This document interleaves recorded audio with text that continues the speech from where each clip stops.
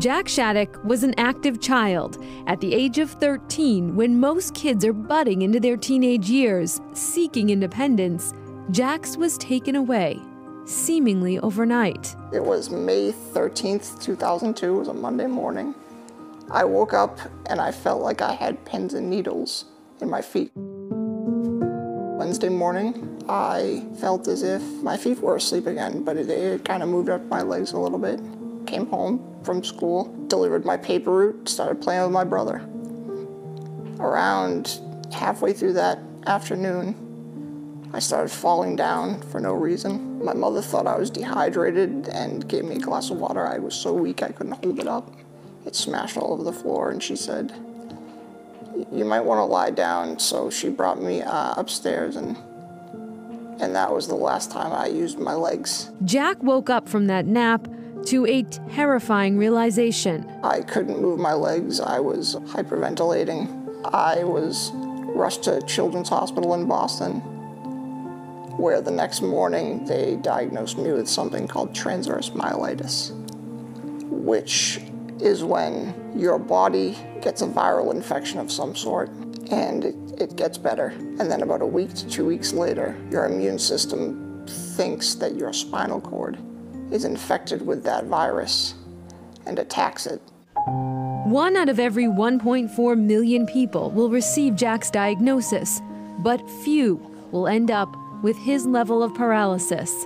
Now 30 years old, he has been living as a quadriplegic for nearly 2 decades. Those first 3 years were hell. With no movement from his neck down, he is largely dependent on 24-hour care. I had no independence, really. I was constantly surrounded by adults, which is the anti-fun teenage thing. Jack says eventually he made moves to discover himself despite his physical obstacles. I really wasn't into a lot of the stuff that most kids were doing at that age, sneaking out, going to parties. I mean, it was hard for me to do that without attracting loads of attention. Certainly not your typical teenage years, but Jack says punk rock bands and comedy became his escape.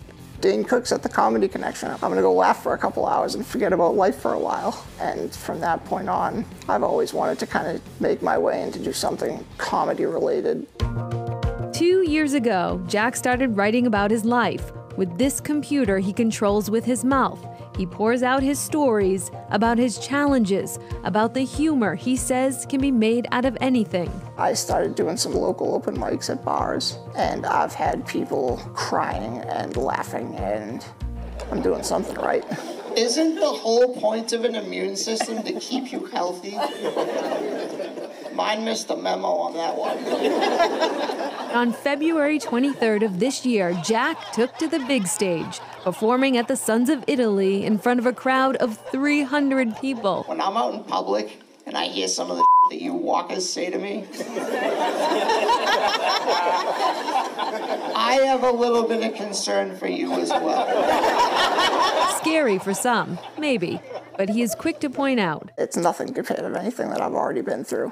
The show went so well, he has been invited to open for Lenny Clarke in April. To be on the same bill with him, it's amazing what can happen if you put yourself out there. Most of his jokes, he says, are true stories about his life in the hands of uncertainty. He admits there were dark times, many, before humor brought out the light. His advice to others: stay alive. It may not be today, it may not be tomorrow, but as long as you are alive, there is hope for better days.